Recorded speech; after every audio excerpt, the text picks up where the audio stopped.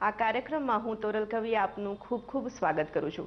મિત્રો, આપણા સમાજને બહેતર બનાવવા માટે 20મી સદીના ઉત્તરાર્ધમાં ઘણી બધી નારી પ્રતિભાઓએ ખૂબ મહત્વનું યોગદાન આપ્યું છે અને એના કારણે જ આપણો સમાજ આજે આટલો ઉજમાળો છે।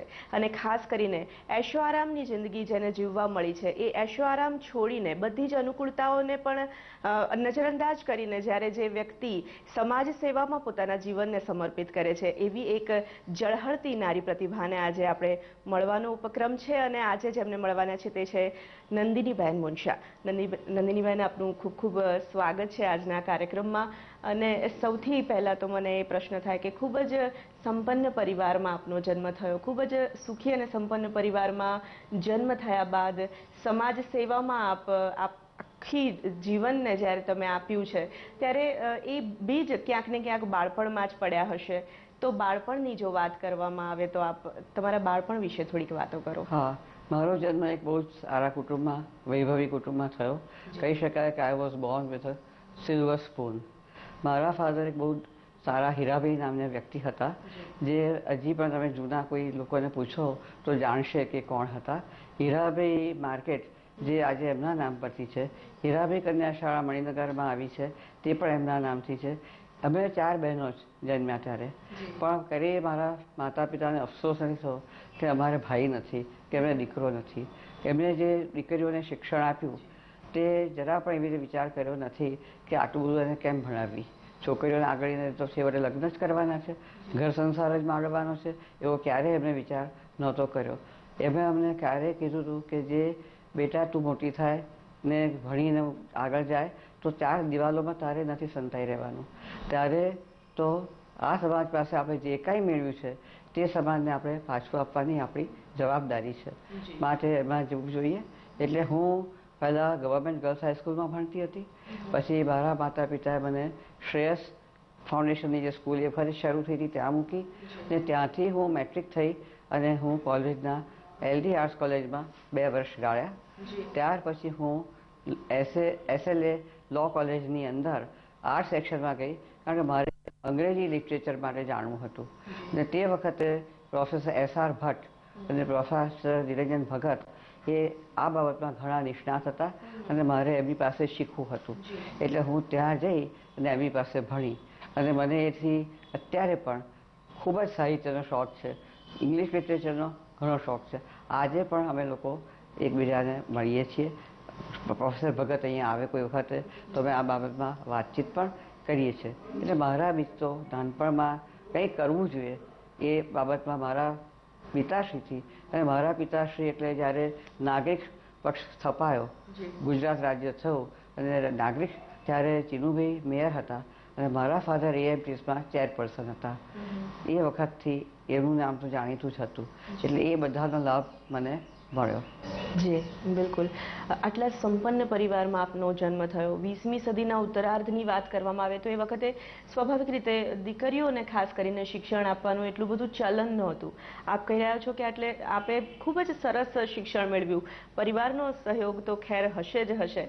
ખાસ આપની માતા અને પિતા વિશે જો વાત કરવામાં આવે તો આપ એ વિશે શું યાદ? મારા માતા પણ એ જમાનામાં મેટ્રિક સુધી ભણેલા હતા, કોન્વેન્ટમાં ભણવા જતા હતા અને એમનું ઇંગ્લિશ એટલું સરસ હતું અને એટલું સારું ઇંગ્લિશ બોલતા હતા કે મારે પણ એમના પાસે શીખવા જેવું હતું, એટલું સરસ હતું। એટલે મને નાનપણથી જ એવો કોઈ જ અહેસાસ નથી થયો કે હું એવા કુટુંબમાં જન્મી હતી કે એવું નથી કે હું દીકરી છું કે હું દીકરો નથી, એવું ક્યારે પણ નથી। મારા ફાધર તો કહેતા હતા મારી એક દીકરી 11 દીકરાને પૂરી પડે એવી છે, એવું માનતા હતા અને એમને મને ખૂબ જ પ્રોત્સાહન આપ્યું। મારા માતાએ પણ મને બહુ પ્રોત્સાહન આપ્યું અને મારા લગ્ન પણ થયા તો મારી મરજીથી થયા, નહીં કે મારે એમને, અને એમાં હું એક જૈન કુટુંબમાં જન્મેલી અને મારા હસબન્ડ એ વૈષ્ણવ કુટુંબના હતા, તો પણ એ કોઈ એવો વાંધો લીધો નહોતો। મારા દાદી પણ મને સવાલ પૂછ્યો કે છોકરો ભણેલો તો છે ને, સવાલ નહોતો પૂછ્યો કે કઈ જ્ઞાતનો છે, કઈ જાતનો છે। એટલે એ બાબતમાં હું બહુ ભાગ્યશાળી। ખૂબ જ ખુલ્લી વિચારસરણીવાળા પરિવારમાં આપનો જન્મ થયો। બહુ જ ખુલ્લી, બિલકુલ, ઘણું સારું। નંદિનીબેન, જો વાત કરવામાં આવે તો આટલું સરસ શિક્ષણ મેળવ્યું આપે, આટલું બધું ભણ્યા, આપ જણાવી રહ્યા છો કે સંપન્ન પરિવારમાં લગ્ન પણ થયા આપના, પણ ફરી એકવાર એ જ પ્રશ્ન કે સેવાકીય પ્રવૃત્તિમાં જીવનને વિતાવવું છે એ બીજ ક્યારે?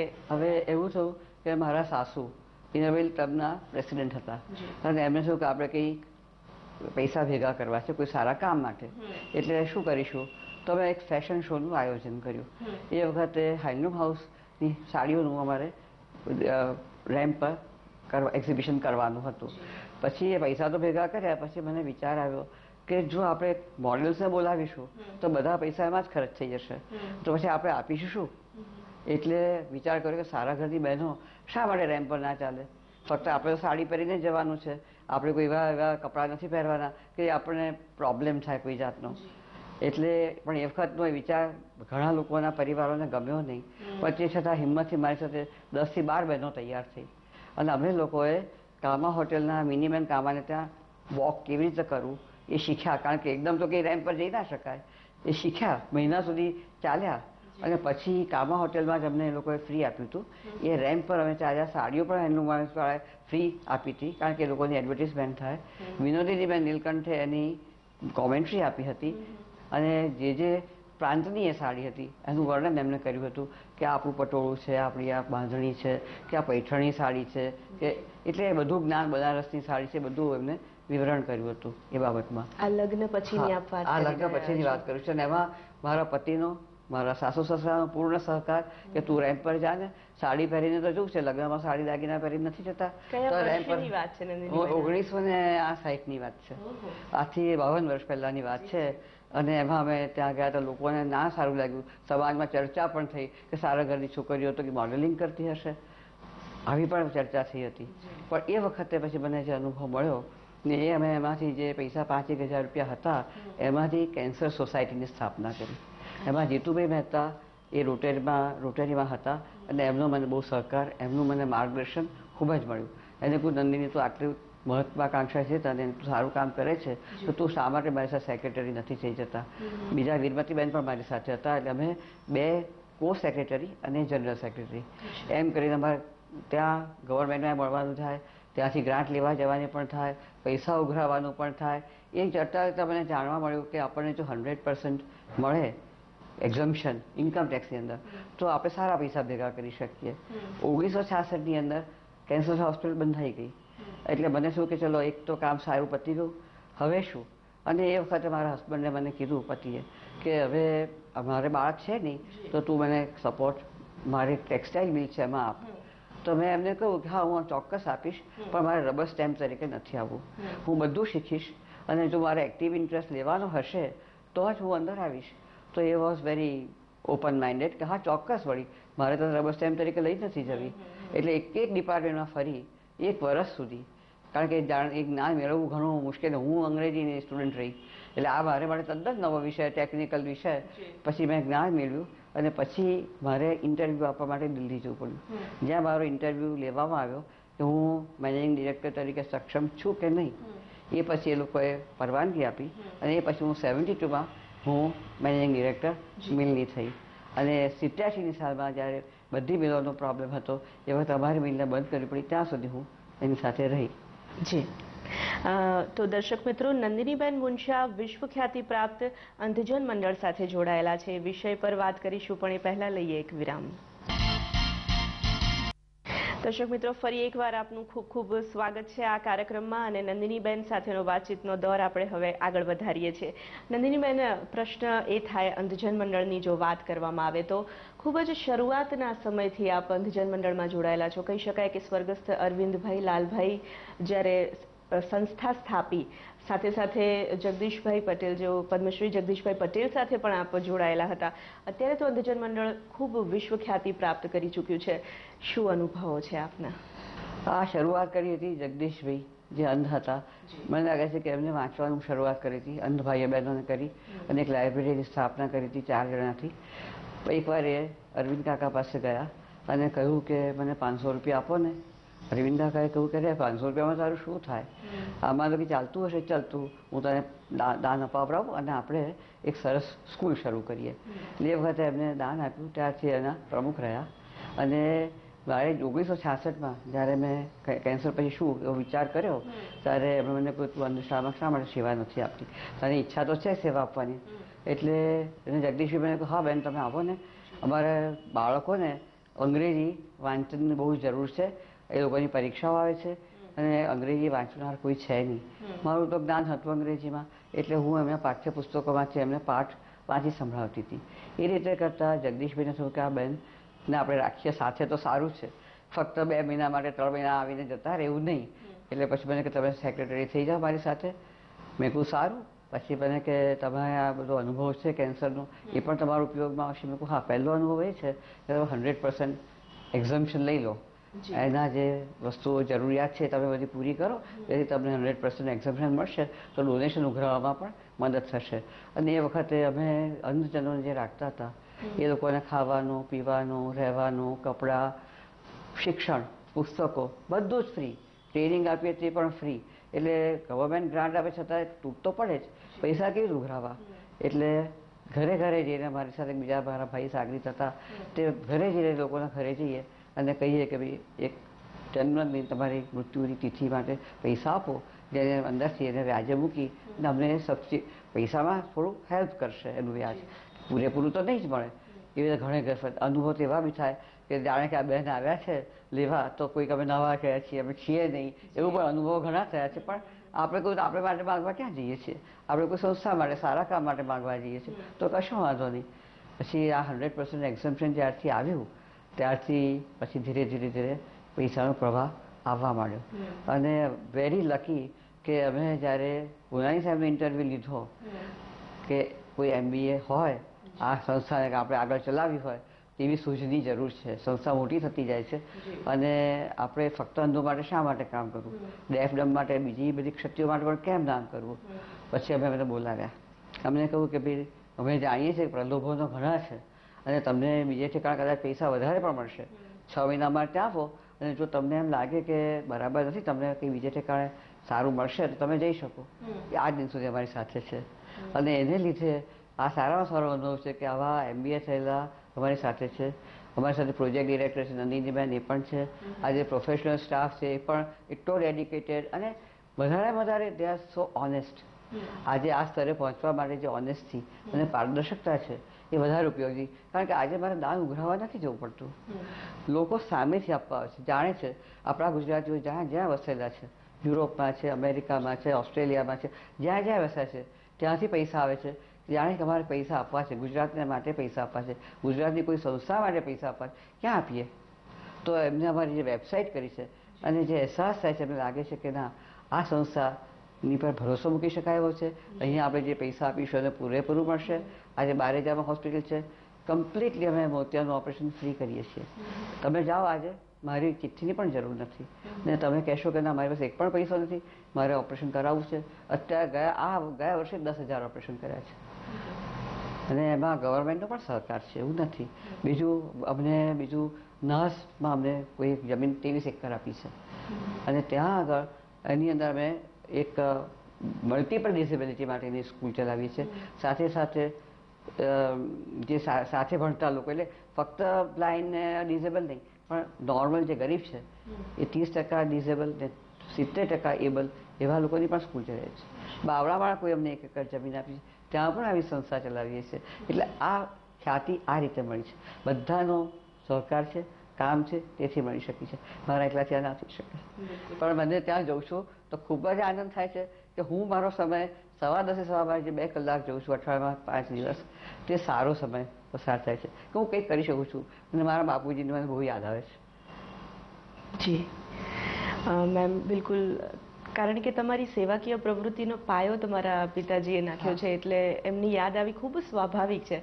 મેમ, આટલો લાંબો સેવાકીય પ્રવૃત્તિમાં સમય આપ્યા બાદ એક યજ્ઞ છે, આ સેવાકીય પ્રવૃત્તિ યજ્ઞ છે જે તમે ખૂબ સરસ રીતે જે નિભાવી રહ્યા છો, એ સિવાય પણ કોઈ પ્રવૃત્તિમાં આપ જોડાયેલા હોય તો એ વિશે વાત. 1984માં જ્યારે નલિનભાઈ પટેલ જે આપણા એકવાર ઇન્ડસ્ટ્રીઝ મિનિસ્ટર હતા, એ એકવાર પ્રમુખ હતા ચેમ્બરના. તો એમણે કહ્યું કે વેપારી ભાઈઓ તો હોય છે તો બહેનોને પણ આમાં કેમ ના ચાન્સ મળવો જોઈએ. મને બોલાવીને કહ્યું કે આપણે તું કર કંઈક, આપણે બહેનોને ચાન્સ મળે એવું કંઈક કરીએ. એટલે પછી મેં કહ્યું શું કરવું, મને કંઈ સૂઝ નહોતી પડતી. બહુ વિચાર કરીને મને એમ થયું કે હા, વેપારીઓને માટેની સંસ્થા તો બહેનોની, વેપારીઓની જ રાખવું જોઈએ કાર્યક્રમ, જે પણ કંઈ કરીએ પ્રવૃત્તિ. ચેરિટી માટે કરવાનો કોઈ અર્થ જ નથી. એટલે મેં વિચાર કર્યો કે કોને આમાં મેમ્બર બનાવીએ. એટલે મેં મેમ્બરમાં જે બિઝનેસમાં સ્ત્રીઓ હોય તે બહેનોને અને જે બહેનો વ્યવસાયમાં હોય કે જે લોકો ચાર્ટર્ડ એકાઉન્ટન્ટ હોય, ડૉક્ટર હોય, શિક્ષક હોય સારા, એ બધાને મેં ભેગા કરીને એક કમિટી બનાવી અને પહેલાં 3 વર્ષ હું રહી એના તરીકે. લોકોને બહુ આગ્રહ હતો કે તમે કન્ટિન્યુ કરો, પણ મને લાગે કે સારું નથી, બીજી બધી બહેનોને પણ ચાન્સ મળવો જોઈએ આ પ્લેટફોર્મ પર. હું અને અત્યારે બહુ સારી ચાલે છે. 27 વર્ષ થયા લગભગ. 1984માં થયેલી, અત્યારે 28 વર્ષ થયા અને સંસ્થા બહુ સારી ચાલે છે અને ઘણી બહેનોને લાભ મળે છે એની અંદરથી. અત્યારે વચ્ચે જ હું એકવાર ગયેલી તો એ લોકો પણ બહુ ખુશ છે કે અમારી સંસ્થા સરસ ચાલે છે, અમને પણ પ્લેટફોર્મ મળ્યું છે અમારી પણ. અને ગવર્મેન્ટે હવે એ લોકોને એક ઝોન આપવાનું નક્કી કર્યું છે કે જ્યાં બહેનોને કોઈ પોતાની ઇન્ડસ્ટ્રી સ્થાપવી હોય તે જુદી આપણી ગવર્મેન્ટે આપ્યો છે ઝોન, ત્યાં સ્થાપી શકે. એટલે એ પણ એક મેં સારું કાર્ય કરી શકી, એ માટે મને બહુ આનંદ છે. દર્શક મિત્રો, નંદિનીબેન સાથે ખૂબ જ પ્રોત્સાહક વાતો આપણે કરી રહ્યા છીએ. વાતને એક નાનકડો વિરામ આપીએ છીએ, તરત પાછા ફરીશું. વિરામ બાદ ફરી એકવાર સ્વાગત છે આપ સૌનું 21st સેન્ચુરી વુમનના આજના કાર્યક્રમમાં. નંદિનીબેન, ખૂબ જ લાંબો સમય અંધજન મંડળને આપે આપ્યો છે. ખૂબ લાંબી જે આ મજલ કાપી છે, સફર કાપી છે. જેફ વયે પણ આટલા જ કાર્યરત છો. અત્યારે પાછા ફરીને જોતા કોઈક બહુ જ યાદગાર અનુભવ જે તમને યાદ આવી જાય એ શેર કરો અમારી સાથે. મને બહુ યાદગાર તો એક એવો અનુભવ થયો કે હું જ્યારે અમારી સ્કૂલ બંધ થવાની હતી ત્યારે હું ત્યાં જોવા ગઈ હતી સ્કૂલમાં કે છોકરાઓ આ રજાઓ પડે છે, પરીક્ષા પતી જશે, શું કરશે. એટલે તો એક ભાઈ યુપીથી, કોઈ ભાઈ અંધ ભાઈ આવી ગયેલા અને એમને કોઈ ઠેકાણે ક્યાં જવું ખબર નહોતી. એ અમારી સ્કૂલમાં આવ્યા, અમે અપનાવ્યા, હોસ્ટેલમાં રાખ્યા, ભણાવ્યા કર્યા. પછી કહું તમે શું કરશો અત્યારે, તમારા મા અને બાપ નથી, તમે ક્યાં જશો? તો હસતા પોતા મને કહે છે કે બેન શું કાંઈ ચિંતા, મને એટલું સરસ હું સંગીત શીખ્યો છું, ગાવાનું શીખ્યો છું, મારી બેન કથા વાર્તા કરતા શીખ્યો છું. એટલે આ રજાઓમાં હું કથા વાર્તા કરવા જઈશ અને ગાવા જઈશ અને જે લોકો મને બોલાવશે ને એ મારું ધ્યાન રાખશે. મને એટલો બધો અનુભવ થયો કે આ અંધ ભાઈ જે આપણે તો ચિંતા કરીએ કે આપણું કાલે શું થશે, એ પોતાની ચિંતા નથી કરતા અને પોતાની મહેનત પર આટલું સારું કરી શકે છે, એ જોઈને મને ખૂબ જ આનંદ થયો. એટલે આપ સૌએ અંધજન મંડળે એને સ્વનિર્ભર બનાવ્યો કે એટલો આત્મવિશ્વાસ એ વ્યક્તિમાં આવી ગયો. કારણ કે અમારો અભિગમ જ એ છે કે જે પણ અમારે ત્યાં આવે, ભણે, ટ્રેનિંગ લે, એ લોકો કોઈ ભીખ માગે એવું મને નથી ગમતું. એ લોકોએ પોતાના જીવનમાં રહેવું જોઈએ, પોતાના કુટુંબને બોજારું પણ ન થવું જોઈએ. એટલે અમે લોકોએ બહુ પ્રયત્ન કર્યા. દરેક વખતે મેળો પણ કરીએ છીએ કે જેની અંદર એમ્પ્લોયમેન્ટ મેળો કહેવાય છે, બધા આવે છે. મારે કહેવું પડશે કે સફળ પરિવારવાળા જેટલા મકાનો બાંધે છે તેમાં લિફ્ટમેન તરીકે અંધને લઈ જાય છે. બીજું, અમારા એક ભાઈ છે, એટલું સરસ, એમને કામા હોટેલમાં એમને જરૂર હતી એક ઓપરેટરની અને એમને કોઈ ઓપરેટર એમને સારા નહોતા મળતા. પછી અમે કહ્યું તમે આનો ટ્રાય કરી જુઓ, આને બિચારાને જરૂર છે નોકરીની, તમે કરી જુઓ. તો ગયા 8 દિન સુધી કામ કરે છે અને ગવર્મેન્ટનો એવોર્ડ મળ્યો ફોર ધ બેસ્ટ એમ્પ્લોયી. અને બરાબર 8 વાગે પહોંચી જાય, 5 વાગ્યા પહેલાં બહાર ન જાય, બરાબર મેસેજીસ આપે. એને લોકોએ સોફ્ટવેર કરી આપવું પડ્યું કે મેસેજીસ લેવા કહેવાય લખી ન શકે, એટલે એને બોલવાવાળું સોફ્ટવેર આપી દીધું. એટલે જે મેસેજો એમાં રેકોર્ડ થઈ જાય એટલે આપી દે કે ભાઈ આનો ટેલિફોન આવ્યો હતો, આ નંબર પર તમારે કરવાનો છે. આજે પણ એ ભાઈ આવે છે શાળામાં અને એમને બહુ સારું લાગે છે. બીજા એક ભાઈ હતા, એમને પણ એ મણિનગરની અંદર કેન્સર હોસ્પિટલનું નવું જ્યાં મકાન થયું છે ત્યાં નોકરી મળી છે. અને ડેફ એન્ડ ડમની વાત કરું તો આપણે ત્યાં આઈએફસી થયું છે. એ લોકો અમેરિકન કંપનીનો એવો અભિગમ છે કે 70% ડેફ એન્ડ ડમને એમ્પ્લોયમેન્ટ આપવું. એટલે ત્યાંના એક બેન હતા, એ અમે એપ્રોચ છે કે તમે ડેફ એન્ડ ડમને આપશો. અને મારે ટ્રેન તો જોઈએ જ, કારણ ટ્રેન થયા વગર તો એમને કોઈ ડેફ એન્ડ ડમ પહોંચી જાય તો એ કંઈ કામ ન કરી શકે. એટલે અમે કહું કે સારું, અમે તમે કહો રીતે ટ્રેનિંગ આપીશું અને સંજ્ઞાની જે ભાષા છે એ પણ એમાં કેવી રીતે વાત કરવી તમને બી સમજાવીશું ને એમને પણ સમજાવીશું. આજે ઓછામાં ઓછા 8 થી 10 લોકો ત્યાં કામ કરે છે અને દે આર વેરી હેપી. અને ઘણી કંપનીઓ તો એટલે સામેથી લઈ જાય છે પેકેજિંગ ડિપાર્ટમેન્ટની અંદર ડેફ ને ડમને કે એ લોકો કંઈ સાંભળશે નહીં, એ લોકો કોઈની સાથે વાતચીત નહીં કરે. એટલે એમનું ધ્યાન કેન્દ્રિત છે કામ પર. એટલે એ લોકોની એફિશિયન્સી 100% આવે છે, જ્યારે બીજા બધાની એટલી નથી આવતી. એટલે એ અમે કરી શક્યા છીએ, એ ટ્રેનિંગ આપી શક્યા છીએ અને એમને ઘરે જ્યારે 4-5 હજાર રૂપિયાનો ₹7,000 ₹6,000 પગાર લઈને જઈ શકે ત્યારે એમના મા બાપને ઘણું સારું લાગે. એમ ના લાગે આ મારે દોરવો પડશે, આનું આપણે કોણ ધ્યાન રાખશે. એક અમારે ત્યાં રણછોડભાઈ સોની છે, એટલું સરસ કોમ્પ્યુટર ચલાવે છે કે ના પૂછો વાત. હા, રણછોડભાઈ સોની છે, અંધ છે, પોતે જન્મથી જ અંધ છે, અને એટલું સરસ કોમ્પ્યુટર એમણે કર્યું છે કે ટાટામાંથી અમને 2 કોમ્પ્યુટર આપવા માટે આવેલા. એ ભાઈઓએ કહ્યું કે ચાલો તમે ડેમોન્સ્ટ્રેશન આપશો. એમને જે ડેમોન્સ્ટ્રેશન આપ્યું તો છક થઈ ગયા કે અમે સાઇટેડ લોકો પણ આટલું સારું નથી કરી શકતા, એટલું સરસ અમે ડેમોન્સ્ટ્રેશન આપ્યું. એટલે અત્યારે તમે જુઓ, તમે રણછોડભાઈને મળો તો તમે ખબર પડે કે કેટલું સરસ કોમ્પ્યુટરનું જ્ઞાન ધરાવે છે અને કેટલું સરસ એમને કોમ્પ્યુટર આવડે છે એ શીખવાડે છે બધાને. મેમ, આપે તો આખી જિંદગી વિકલાંગોની સેવામાં વ્યતીત કરી છે. એ સિવાય એ એક અચીવમેન્ટ જ છે, પણ એ સિવાય જો અચીવમેન્ટની વાત કરીએ તો કોઈ ખાસ અચીવમેન્ટ આપના અમને જણાવો. અહીંયા જઈ શકું છું એ મારું અચીવમેન્ટ છે. બીજું શું છે કે મને શીખવાની તમન્ના છે કે હું માનું છું કે જે દિવસે માણસ શીખવાથી પર થઈ જાય એ દિવસે ઘરડું થઈ જાય. એટલે 77 વર્ષ મારા વિચારમાં નથી આવતા, કારણ કે ઉંમર એ કોઈ પ્રમાણ નથી. એવું પ્રમાણ એ છે કે જે દિવસે તમારે જિજ્ઞાસા જાણવાની ઓછી થાય, નવું શીખવાની ઓછી થાય, એ દિવસે માનું કે તમે ઘરડા થઈ ગયા છો. ત્યાં સુધી તમે ઘરડા નથી થયા, હું એવું માનું છું. બિલકુલ, બહુ જ સરસ વાત નંદિનીબેન આપે કરી. બીજી એક વાત એમ થાય છે કે ફ્રી સમયમાં જ્યારે તમે ખાલી હો ત્યારે શું કરવાનું ગમે છે? મને વાંચન બહુ ગમે છે. મને ક્લાસિકલ મ્યુઝિકનો ઘણો શોખ છે. જ્યાં પ્રોગ્રામ હોય ત્યાં જઉં છું. મને કોમ્પ્યુટર હું શીખી છું, એટલે કોમ્પ્યુટર પર મને ઘણી માહિતી મેળવવાનો શોખ છે. એટલે મારો સમય તો બહુ સારો વીતી જાય છે. મને ઇંગ્લિશ લિટરેચર તો હું ભણી જ છું, એટલે એનો બહુ શોખ છે. એટલે ઘણા ચોપડી હું વાંચું છું. આજે પણ મેં ચોપડી ચેતન ભગતની ને બધાની વાંચી કે જે બહુ એને પછી 3 ઇડિયટ્સ જેવું પિક્ચર એની પછી થયેલું, બીજું પણ એક પિક્ચર થવા જઈ રહ્યું છે કાયપો કરીને. એટલે એવી બધી મારી ઇતર પ્રવૃત્તિઓ છે. આજના સમાજ સાથે, આજની દુનિયા સાથે સતત જોડાયેલા રહો છો આપ, એવું કહી શકાય. ઇન્ટરનેટ સાથે મને જમવા જવું પણ ગમે છે, જમવા બોલાવવું પણ ગમે છે, પત્તા રમવા પણ ગમે છે. એવું નથી કે ફક્ત હું સોશિયલ કામ કરીને અટકી જઉં છું. બીજા બધા બી શોખ છે જે આ બધું કરવાથી એની સાથે આપણે આનંદમાં સમય ગુજાર કરી શકીએ, આપણી રીતે કરી શકીએ, એ પણ મને ગમે છે. નંદિનીબેન, આગળની વાત કરીએ તો હજી આગળ શું કરવાની ખાસ ઈચ્છા છે? સામાન્યમાં આગળ જવાની ઈચ્છા છે, અંધશ્રદ્ધાને આગળ લઈ જવાની ઈચ્છા છે. એની અંદર જેટલું બને એટલું પ્રગતિ કરવાની ઈચ્છા છે. મારે માટે તો મારા જીવનનું આ જ ધ્યેય છે કે વિકલાંગ બાળકોની અંદર કેવી રીતે ચેતના લાવી, એ લોકો કેવી રીતે આગળ જઈને સુખી થઈ શકે, એના જ મારા પ્રયત્નો છે. અને એમાં મારા સ્ટાફનો બધાનો બહુ સાથ છે, મારા ટ્રસ્ટીઓનો બહુ સાથ છે. તેનો મને ખૂબ આનંદ છે. અને મારો મેસેજ તો એ જ છે દરેક બહેનોને કે આપણે જીવન એક જ મળ્યું છે, અને એ જીવન કેવી રીતે જીવવું એ આપણે નક્કી કરવાનું છે. આપણી પાસે સાધન સંપન્ન છીએ, આપણી પાસે સમય છે, તો શા માટે આપણે સમય સારી રીતે ના વિતાવો, કોઈ સારા કામમાં ના વિતાવો, જેનાથી આપણે કોઈને ઉપયોગી થઈ શકીએ? શા માટે એ ન કરવું? મારો જીવનનો આ જ ધ્યેય છે.